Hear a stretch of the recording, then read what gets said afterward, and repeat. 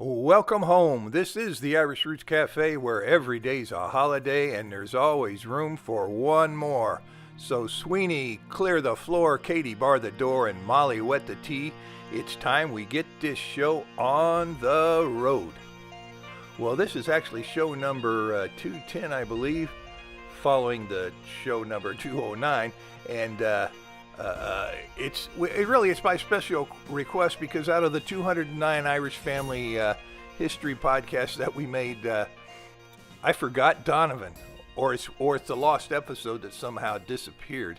I don't know, but I was reminded of that by a kindly person on YouTube, and so I thought I'd correct it and give a little information on the family.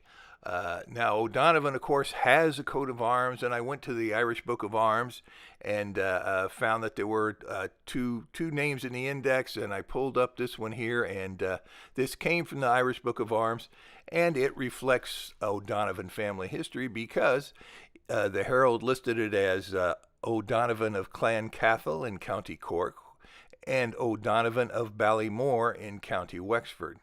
Now, of course, today we know Donovan is really sort of considered a Cork name, but if you go back 1,000 years or so, they actually had origins in County Limerick around that time, and they had a castle and a center of power, and you'll see that their chief castle was at Brewery, and that's found in the Book of Irish Families, Great and Small, that we published several years back. So that gives you a little information on the ancient origins of O'Donovan and how they started in Limerick, came to Cork, and of course there's plenty in Kerry. And in Wexford, yeah, they've got some too. And you've got to find out what county your line came from if you're going to trace your line back. And of course you can do that sometimes with DNA test. And if everybody that has your DNA came from a certain county, or maybe even a certain area in Ireland, then you know that's the place to start. And when it comes to resources, good gosh, there's so many resources for O'Donovan, it's almost a problem.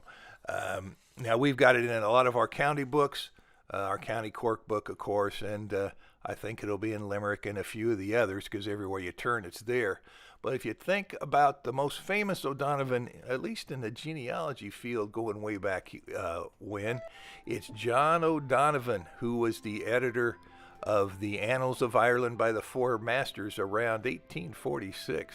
And today you'll see that work out in Irish and English in a 7-volume set, I believe. It was originally published in a big, fat 3-volume set. But, of course, he did not neglect the O'Donovan family in his writings. So there's a resource. You can go and see what a famous O'Donovan or Donovan did.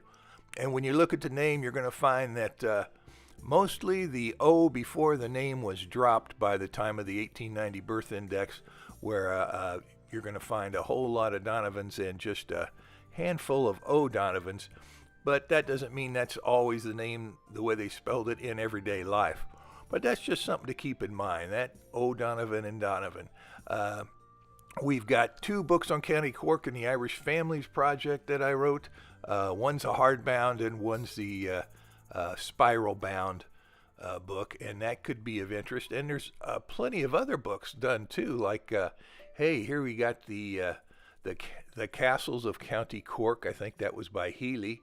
And that's a very interesting book if you're looking into Cork research.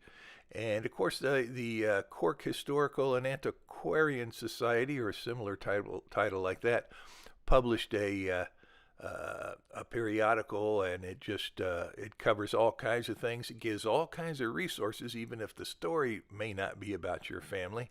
So those county journals are something to remember quite a bit, I think. Let me see. Since this is really the last, even though we've got 50 old shows that are still to come up on YouTube, this is the most current and last show, and I sort of started it up again from scratch, so some of the music and titles aren't quite here, but I think it'll help you now.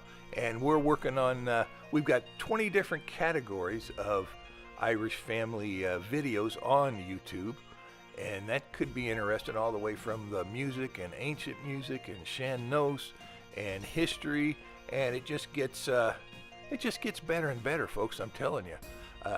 So I want you to stay tuned and see what we're coming up with in 2018. We're going to have a little different setup here. We'll continue with the music, of course. We're working on our 4th and 5th albums. A lot of that is in the Irish language. That's a nice connection to your great-great-grandfather, you know. And at one point, a grandfather could talk to his grandson in the same language, and they'd understand each other.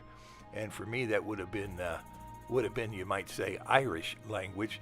And now here I am stuck in the middle of the United States, and I didn't know any of the Irish language. So I started singing in Irish, and that helped me out. And you might think about singing a little bit in Irish too, or looking up a few Irish words, or taking a beginning Irish class. And they've got plenty of those online where you don't have to spend a lifetime developing your history if you don't want to.